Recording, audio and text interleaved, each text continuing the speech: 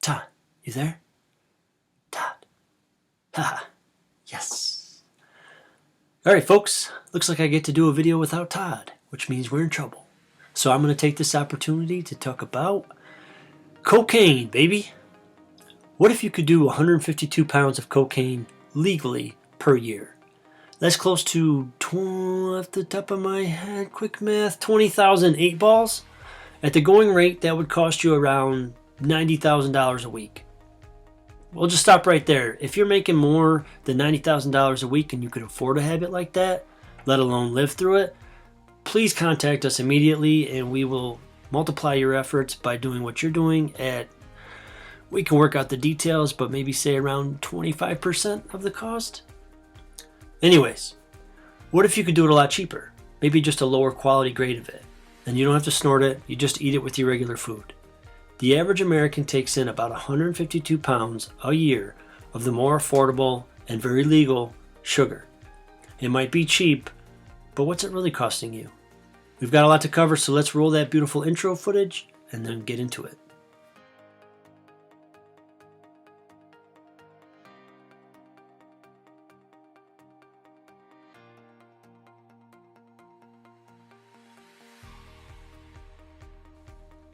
You think the comparison between sugar and cocaine is wacky?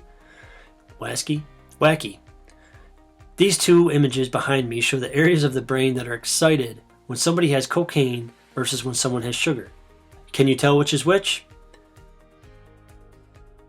The scrolling list behind me is just a few names that companies use to help them from having to use the actual word sugar in the ingredients. There are only about 260 plus.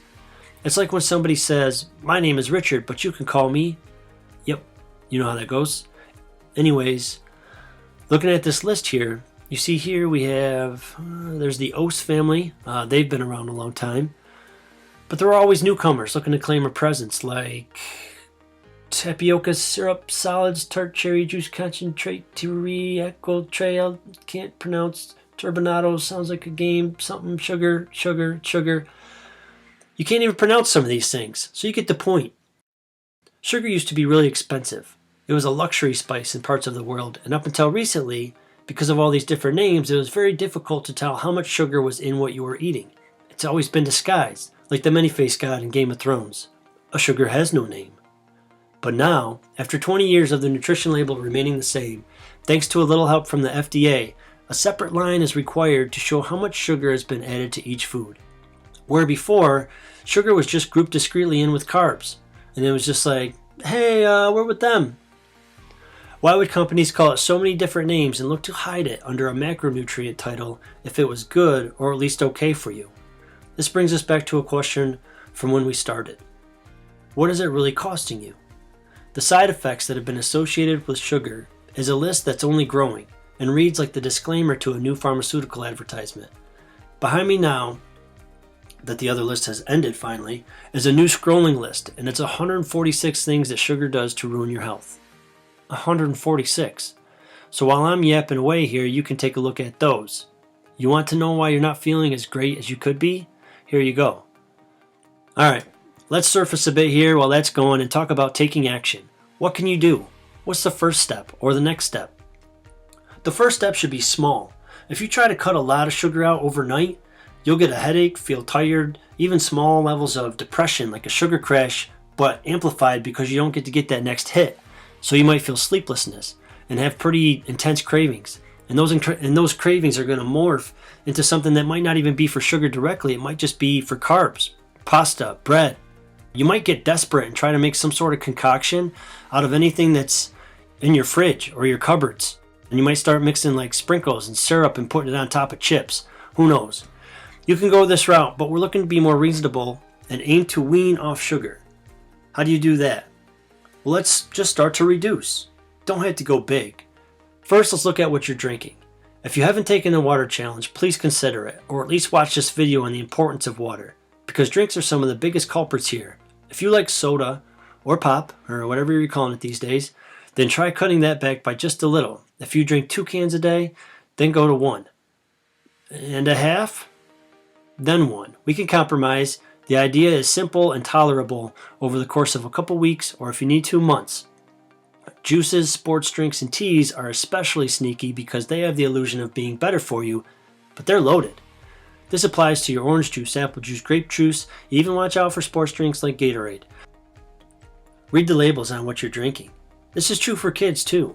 Their bodies are just not as bogged down with the mileage of a 40-year-old, so they process things better, but it all is going to accumulate, and it's leading to our population that's suffering on the inside and becoming generationally overweight on the outside. Second, look at your processed food. Anything that's in a box that has plastic inside that box to protect whatever's in there, and you open it up, like cereals, if a lot of your meals are from the middle of the store in the aisles, it's a good chance that they're processed food. You'll want to slowly replace one of these meals per day or once every other day, or part of the meal to start out with products you find on the outside lap of the store, fresh produce and meats. If you're like me and you're not a huge veggie person, you can compromise and get a green powder drink to help get these nutrients in you. These are really big and they substitute for a lot of vegetables that you might not have access to, or you might be mobile and on the run and you're not able to slice and dice and do all these things with the veggies that you'd like to. So they're a great replacement drink or supplemental if you're not getting all the veggies you need. However you get more veggies, that's fine. It's going to be better for you than sugar.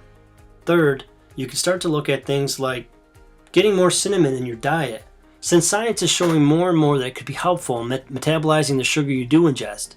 Same for healthy fats like avocados and almonds and salads with olive oil as dressing. These healthy fats can help keep you satiated longer and help fight off cravings for sweets until your body is more adapted. The Cleveland Clinic, along with other sources, say that you can break your addiction to sugar in 10 to 14 days.